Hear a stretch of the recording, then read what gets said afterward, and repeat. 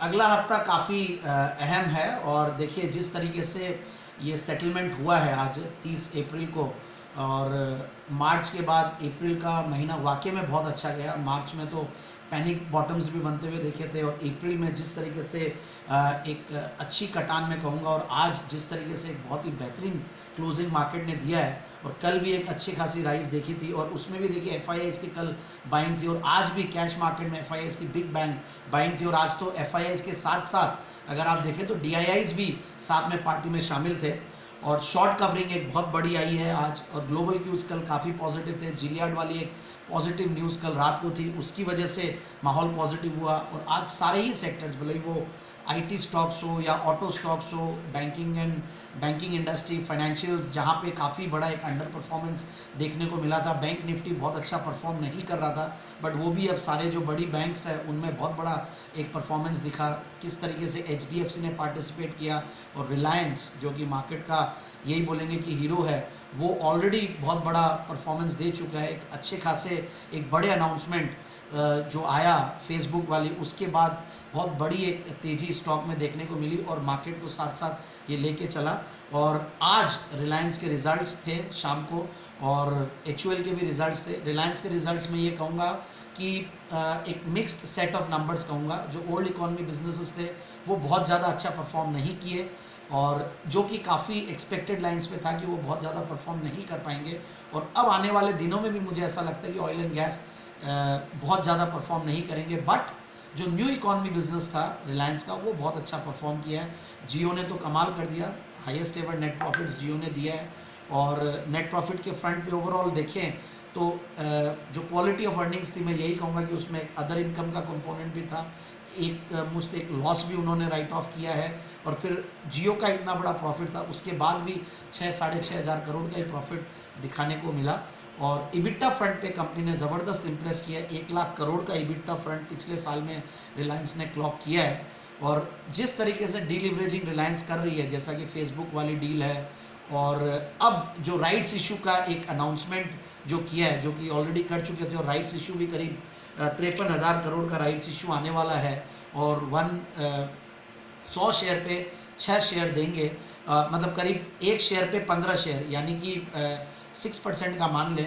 और उसमें भी सबसे बढ़िया बात है कि 14% डिस्काउंट पे दिया है, और उसके साथ एक स्वीटनर कंपनी ने ऐड किया है, जो कि कंपनी अपनी इमेज के साथ जा रही है कि जो एक रिटेल इन्वेस्टर्स के लिए हमेशा से कोई ना कोई नई चीज़ कंपनी लेके आती है। और इस बार ये लाई कि राइट्स इशू, सबसे बड़ा राइट्स इशू कंट्री का, और उसमें 25% ही सब्सक्रिप्शन अमाउंट देना, और बाद में आप धीरे धीरे देते रहिए। तो मुझे ऐसा लगता है कि रिलायंस के रिजल्ट को बहुत बड़ा थम्सअप तो नहीं मिलेगा, क्योंकि काफ़ी हद तक तो बहुत बड़ा मूव ऑलरेडी दिखा चुका है। और एक चीज़ और, जैसा फेसबुक की डील है, वैसी एक डील और आ सकती है आने वाले कुछ महीनों में या साल भर में, क्योंकि ऑलरेडी LOIs आ रहे हैं। फेसबुक की तरह 9.9% स्टेक और भी ले सकते हैं उन्हीं वैल्यूएशंस पे, करीब जो 43-44 हज़ार करोड़ कंपनी में आए, उससे काफ़ी बड़ा डेट्स कम होगा। 54 हज़ार करोड़ से जो राइट्स के आएंगे उससे कम होगा। तो जो डीलिवरेजिंग का एक एम और टारगेट जो कंपनी ने बना रखा है 31 मार्च 2021 तक, तो वो कहीं ना कहीं अचीव कर पाएगी। तो अब बात करते हैं HUL के नतीजों की और टेक महिंद्रा के नतीजों की। ये भी बहुत इंपॉर्टेंट दो कंपनियां हैं। रिलायंस के रिजल्ट्स की तो डिटेल्ड डिस्कशन कर चुके हैं, और HUL के अगर रिजल्ट्स की बात करें तो वॉल्यूम ग्रोथ अनुमान से ज़्यादा नीचे गिरी है। और दूसरी बात है कि जो लॉकडाउन था उसका इम्पैक्ट सर्टेनली अब आने वाले क्वार्टर्स में और ज़्यादा दिखेगा। हालांकि ये एक ऐसी कंपनी थी जिसके प्रोडक्ट्स बिक रहे थे, क्योंकि एसेंशियल कंजम्पशन वाली आइटम्स कंपनी बेचती है, और सब लोग लॉकडाउन के दौरान काफ़ी कंज्यूम किए इनकी आइटम्स, भले वो HUL हो या नेस्ले हो। और आप देखिए शुरुआत में अगर बड़ा आउट परफॉर्मेंस अगर देखा गया तो वो FMCG स्टॉक्स में देखा गया। और मैंने काफ़ी बार काफ़ी हमारे क्लाइंट्स को या फॉलोअर्स को डिफरेंट मीडिया में मैंने यही रेकमेंड किया कि आप अभी अगर निवेश करना है, मार्च के लास्ट वीक जब पैनिक बॉटम बना था, और अप्रैल का जो फर्स्ट वीक सेकेंड वीक थे, भले वो नवमी तक और 14 अप्रैल तक, हमेशा से यही कहा गया था कि FMCG में या IT में या फार्मा में या हेल्थ केयर में, इन टाइप की कंपनियों में निवेश करें। उनमें HUL, नेस्ले बहुत ज़बरदस्त आउट परफॉर्मेंस ऑलरेडी दिखाए हैं। बट अब ऐसा लगता है कि जिस तरीके से अब लॉकडाउन जैसे जैसे ख़त्म होने को आ रहा है और कहीं ना कहीं अब धीरे धीरे ओपनिंग अप हो रही है और इकोनॉमी में भी देखिए मुझे ऐसा लगता है कि जब रिकवरी आएगी तो जो ऑलरेडी लैगिंग जो सेक्टर्स थे और जो कंपनीज थी जो परफॉर्म नहीं किए वो परफॉर्म करना धीरे धीरे शुरू किया। आप देखिए फाइनेंशियल्स वाली कंपनियां यानी कि बैंक्स, प्राइवेट सेक्टर बैंक्स हो या पीएसयू जो जैसे कि एसबीआई, ये सब बहुत बड़े अंडर परफॉर्मर्स थे और बैंक निफ्टी भी इसीलिए बड़ा अंडर परफॉर्मर था। और अब वो हो सकता है कि इस हफ्ते में तो ऑलरेडी जैसे कि जो ये वीक था मंडे ट्यूसडे वेडनेसडे जो ट्रंकेटेड वीक था और आज कटान भी थी तो अच्छा परफॉर्म कर चुके हैं। और मुझे ऐसा लगता है कि अब जो आने वाला हफ्ता है यही अब नज़र बनी रहेगी कि 10,000 का लेवल डिसाइसिवली निफ्टी क्रॉस करता कि नहीं है, जो कि मुझे ऐसा लगता है कि इतना इजी नहीं होगा। इस वीक में एक ये भी मान ले कि एक कटान था और उसकी वजह से शॉर्ट कवरिंग भी आई, एफआईआईज ने भी बाइंग की, ग्लोबल क्यूज कल जिलियार्ड वाली न्यूज़ जो पॉजिटिव आई उसकी वजह से भी हुआ है, जो मैंने शुरुआत में ऑलरेडी कमेंट्री में कह दिया। बट मुझे ऐसा लगता है कि काफ़ी कॉशियसली अब ट्रेड करना चाहिए। जो एक इजी मनी था, मैं ये कहूँगा कि 7500 से लेकर 7800 8000 के लेवल्स पे जिन्होंने बाइंग की है उनको सफिशिएंट अच्छा खासा प्रॉफिट्स हो चुका और वो भी 9100 200 के लेवल्स पे किए होंगे। 9300 का एक लेवल था जिसको निफ्टी क्रॉस नहीं कर पा रहा था और उसको जब डिसाइसिवली क्रॉस किया तो उसके बाद 9500 का एक लेवल था जो कि इंपॉर्टेंट एक रेजिस्टेंस था, उसको भी ठीक से क्रॉस कर दिया। तो अब 9800 मुझे ऐसा लगता है कि ये एक लेवल है जिसको कहीं ना कहीं रिस्पेक्ट देगा और 9800 से लेकर 10,000 एक अहम रेजिस्टेंस की तरह काम करेगा और फंडामेंटल्स पे बहुत ज़्यादा नज़रें बनी रहेंगी और काफ़ी इंपॉर्टेंट रिजल्ट्स निकल चुके हैं। और मुझे अब आने वाले दिन जो है ऐसा लगता है कि रिस्क के साथ अब पैसा बनेगा, इजी मनी अब नहीं रहा और बहुत ही सेक्टर स्पेसिफिक स्टॉक स्पेसिफिक होना पड़ेगा और हो सकता है कि काफ़ी क्वालिटी स्टॉक्स के साथ ही जाए। और अभी भी मेरी यही राय है कि जो डेट वाली कंपनीज है उनमें एंट्री ना ले। हालांकि हाई बीटा स्टॉक्स भी चलते हैं और जब मार्केट में मोमेंटम आता है तो ये स्टॉक्स ज़्यादा फास्ट मूव देते हैं। बट अगेन कहीं भी अगर आप अभी तो क्या एक बेनिफिट ऑफ डाउट है कि लॉकडाउन है, जब खुलेगा तब माहौल ठीक होगा, बट ऐसा नहीं है। माहौल किस तरीके से ठीक होता है, कितना खराब हो सकता है उसका अंदाज़ा अभी नहीं लगा सकते हैं। मुझे लगता है कि रिवाइवल पे काफ़ी समय लगेगा और जिन्होंने भी इन्वेस्ट करना है वो ये ज़रूर से ध्यान रखें कि क्वालिटी कंपनीज में करना है, डेट्स वाली कंपनियों में नहीं करना है और लॉन्ग टर्म के लिए करना। कम से कम 1.5 से 2 साल की अवधि ज़रूर से मान के रखें दिमाग में कि इतना पैसा ब्लॉक करके रखना पड़ेगा। और अगेन मैं ये कहूँगा कि बोरोड मनी से तो करे ही नहीं, ये तो एक बहुत आम बात है। साथ में एकदम अनवांटेड मनी होना चाहिए। अपने जो रिजर्व्स है उसको बनाए रखें, रिजर्व्स वाले मनी को नहीं इन्वेस्ट करें, क्योंकि बहुत बार ऐसे सवाल आते हैं हमारे पास कि मैं मेरे पैसे लगाना चाहता हूं। तो मैं यही सवाल पूछता हूं कि आपके जो 3 महीना 5 महीना 6 महीना जो आगे आने वाले दिन हैं उनके पूरे आपने रिजर्व्स बना रखे हैं घर के खर्चों के लिए। और अगर आप एसएमई चलाते हैं या एमएसएमई चलाते हैं या आप सेल्फ एम्प्लॉयड एंटरप्रेन्योर हैं तो वहाँ पे आपके रिजर्व्स बने हुए हैं, या आपके पास एम्प्लॉयज़ भी काम करते होंगे, वहाँ पे भी आपको सैलरीज देनी होती है घर के खर्चों के लिए, ऑफिस के खर्चों के लिए। सब जब आपके रिजर्व्स में आ जाएं आगे से 3 से 6 महीने तक के, क्योंकि रेवेन्यूज इतनी जल्दी बाउंस बैक नहीं करेगी कोई भी बिजनेसेस में, तो उसके बाद जो मनी है उसको इन्वेस्ट करें। तब क्या आप पैनिक बॉटम पे सेल नहीं करेंगे। आप देखिएगा पैनिक बॉटम को अगर जो 23 मार्च को जो लेवल्स थे, ऐसे ऐसे लेवल्स देखने को मिले कि रिलायंस जैसा स्टॉक भी 875 पे ट्रेड किया, फिर बंद हुआ तो 1000 रुपए के ऊपर हुआ। और आप देखिए अब किस तरीके से 1466 के लेवल्स आज देखने को मिले हैं। तो पैसे तो बने हैं और इतनी इजीली जब फास्ट मनी बनता है तो प्रॉफिट बुकिंग भी आएगी। तो मेरे हिसाब से कॉशियस रहें और मार्केट में काफ़ी अब लेवल्स में रिस्क है और काफ़ी हद तक मार्केट में अब आगे की नज़रें मई पे बनी रहती है। और मई में एक चीज़ का ज़रूर से ध्यान रखें, when in may go away एक बहुत बड़ी सेइंग है। और हर बार जो भी बड़े बड़े मूव्स हिस्टोरिकली आप देखेंगे तो मई के महीने में बहुत बड़े बड़े मूव्स आए हैं। 17 मई मैंने कई बार देखा है। तो टाइम एनालिसिस भी करते हैं, टेक्निकल एनालिसिस भी करते हैं और फंडामेंटल्स भी देखते हैं। तो बहुत ज़्यादा सस्ता हो ऐसा लगता नहीं है मार्केट में। कुछ बड़े स्टॉक्स ने बहुत बड़ा रोल प्ले किया है, अभी भी स्टॉक्स काफ़ी बाकी हैं। जो छोटे स्टॉक्स हैं वहाँ पे नज़रें बनाए रखनी चाहिए, जो मैंने कहा कि जिन क्वालिटी स्टॉक्स में करना है।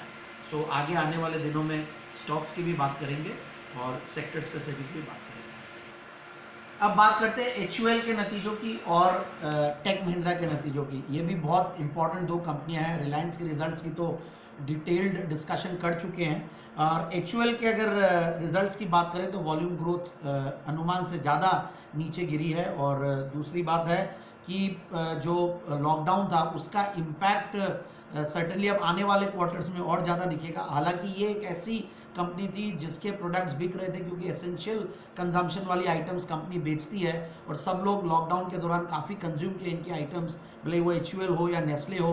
और आप देखिए शुरुआत में अगर बड़ा आउट परफॉर्मेंस अगर दिखा गया तो वो FMCG स्टॉक्स में देखा गया। और मैंने काफ़ी बार काफ़ी हमारे क्लाइंट्स को या फॉलोअर्स को डिफरेंट मीडिया में मैंने यही रेकमेंड किया कि आप अभी अगर निवेश करना है, मार्च के लास्ट वीक जब पैनिक बॉटम बना था, और अप्रैल का जो फर्स्ट वीक सेकंड वीक थे, भले वो नवमी तक और 14 अप्रैल तक, हमेशा से यही कहा गया था कि FMCG में या IT में या फार्मा में या हेल्थ केयर में इन टाइप की कंपनियों में निवेश करो। उनमें HUL, नेस्ले बहुत ज़बरदस्त आउट परफॉर्मेंस ऑलरेडी दिखाए हैं। बट अब ऐसा लगता है कि जिस तरीके से अब लॉकडाउन जैसे जैसे ख़त्म होने को आ रहा है, और कहीं ना कहीं अब धीरे धीरे ओपनिंग अप हो रही है, और इकोनॉमी में भी देखिए मुझे ऐसा लगता है कि जब रिकवरी आएगी तो जो ऑलरेडी लैगिंग जो सेक्टर्स थे और जो कंपनीज थी जो परफॉर्म नहीं किए हैं, वो परफॉर्म करना धीरे धीरे शुरू किया। आप देखिए फाइनेंशियल्स वाली कंपनियां, यानी कि बैंक्स, प्राइवेट सेक्टर बैंक्स हो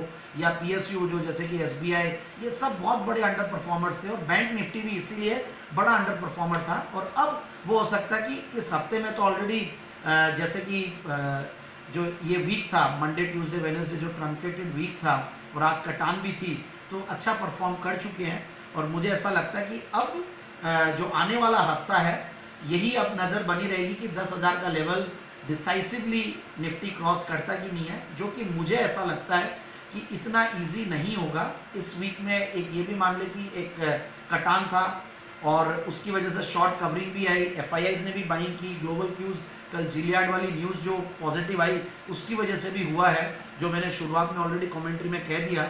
बट मुझे ऐसा लगता है कि काफ़ी कॉशियसली अब ट्रेड करना चाहिए। जो एक इजी मनी था, मैं ये कहूँगा कि 7500 से लेकर 7800 8000 के लेवल्स पे जिन्होंने बाइंग की है, उनको सफिशिएंट अच्छा खासा प्रॉफिट हो चुका, और वो भी 9100 200 के लेवल्स पे किए होंगे। 9300 का एक लेवल था जिसको निफ्टी क्रॉस नहीं कर पा रहा था, और उसको जब डिसाइसिवली क्रॉस किया तो उसके बाद 9500 का एक लेवल था जो कि इंपॉर्टेंट एक रेजिस्टेंस था, उसको भी ठीक से क्रॉस कर दिया। तो अब 9800 मुझे ऐसा लगता है कि ये एक लेवल है जिसको कहीं ना कहीं रिस्पेक्ट देगा, और 9800 से लेकर 10,000 एक अहम रेजिस्टेंस की तरह काम करेगा।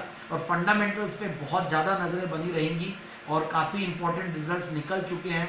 और मुझे अब आने वाले दिन जो है ऐसा लगता है कि रिस्क के साथ अब पैसा बनेगा, इजी मनी अब नहीं रहा, और बहुत ही सेक्टर स्पेसिफिक, स्टॉक स्पेसिफिक होना पड़ेगा। और हो सकता है कि काफ़ी क्वालिटी स्टॉक्स के साथ ही जाए। और अभी भी मेरी यही राय है कि जो डेट वाली कंपनीज है उनमें एंट्री ना ले। हालांकि हाई बीटा स्टॉक्स भी चलते हैं, और जब मार्केट में मोमेंटम आता है तो ये स्टॉक्स ज़्यादा फास्ट मूव देते हैं। बट अगेन, कहीं भी अगर आप अभी, तो क्या एक बेनिफिट ऑफ डाउट है कि लॉकडाउन है, जब खुलेगा तब माहौल ठीक होगा, बट ऐसा नहीं है। माहौल किस तरीके से ठीक होता है, कितना खराब हो सकता है, उसका अंदाज़ा अभी नहीं लगा सकते हैं। मुझे लगता है कि रिवाइवल पे काफ़ी समय लगेगा, और जिन्होंने भी इन्वेस्ट करना है वो ये ज़रूर से ध्यान रखें कि क्वालिटी कंपनीज में करना है, डेट्स वाली कंपनियों में नहीं करना है, और लॉन्ग टर्म के लिए करना। कम से कम 1.5 से 2 साल की अवधि ज़रूर से मान के रखें दिमाग में कि इतना पैसा ब्लॉक करके रखना पड़ेगा। और अगेन मैं ये कहूँगा कि बोरोड मनी से तो करे ही नहीं, ये तो एक बहुत आम बात है। साथ में एकदम अनवांटेड मनी होना चाहिए। अपने जो रिजर्व्स है उसको बनाए रखें, रिजर्व्स वाले मनी को नहीं इन्वेस्ट करें, क्योंकि बहुत बार ऐसे सवाल आते हैं हमारे पास कि मैं मेरे पैसे लगाना चाहता हूं। तो मैं यही सवाल पूछता हूं कि आपके जो 3 महीना, 5 महीना, 6 महीना जो आगे आने वाले दिन हैं, उनके पूरे आपने रिजर्व्स बना रखे हैं घर के खर्चों के लिए। और अगर आप SME चलाते हैं या MSME चलाते हैं, या आप सेल्फ एम्प्लॉयड एंटरप्रेन्योर हैं, तो वहाँ पे आपके रिजर्व्स बने हुए हैं, या आपके पास एम्प्लॉयज़ भी काम करते होंगे, वहाँ पे भी आपको सैलरीज देनी होती है घर के खर्चों के लिए, ऑफिस के खर्चों के लिए। सब जब आपके रिजर्व्स में आ जाएं आगे से 3 से 6 महीने तक के, क्योंकि रेवेन्यूज इतनी जल्दी बाउंस बैक नहीं करेगी कोई भी बिजनेसेस में, तो उसके बाद जो मनी है उसको इन्वेस्ट करें, तब क्या आप पैनिक बॉटम पे सेल नहीं करेंगे। आप देखिएगा पैनिक बॉटम को, अगर जो 23 मार्च को जो लेवल्स थे, ऐसे ऐसे लेवल्स देखने को मिले कि रिलायंस जैसा स्टॉक भी 875 पे ट्रेड किया, फिर बंद हुआ तो 1000 रुपए के ऊपर हुआ, और आप देखिए अब किस तरीके से 1466 के लेवल्स आज देखने को मिले हैं। तो पैसे तो बने हैं, और इतनी इजीली जब फास्ट मनी बनता है तो प्रॉफिट बुकिंग भी आएगी। तो मेरे हिसाब से कॉशियस रहें, और मार्केट में काफ़ी अब लेवल्स में रिस्क है, और काफ़ी हद तक मार्केट में अब आगे की नज़रें मई पे बनी रहती है। और मई में एक चीज़ का ज़रूर से ध्यान रखें, when in may go away, एक बहुत बड़ी सेइंग है, और हर बार जो भी बड़े बड़े मूव्स हिस्टोरिकली आप देखेंगे तो मई के महीने में बहुत बड़े बड़े मूव्स आए हैं। 17 मई मैंने कई बार देखा है। तो टाइम एनालिसिस भी करते हैं, टेक्निकल एनालिसिस भी करते हैं, और फंडामेंटल्स भी देखते हैं। तो बहुत ज़्यादा सस्ता हो ऐसा लगता नहीं है मार्केट में। कुछ बड़े स्टॉक्स ने बहुत बड़ा रोल प्ले किया है, अभी भी स्टॉक्स काफ़ी बाकी हैं, जो छोटे स्टॉक्स हैं वहाँ पे नज़रें बनाए रखनी चाहिए, जो मैंने कहा कि जिन क्वालिटी स्टॉक्स में करना है। सो आगे आने वाले दिनों में स्टॉक्स की भी बात करेंगे और सेक्टर स्पेसिफिक भी बात करेंगे।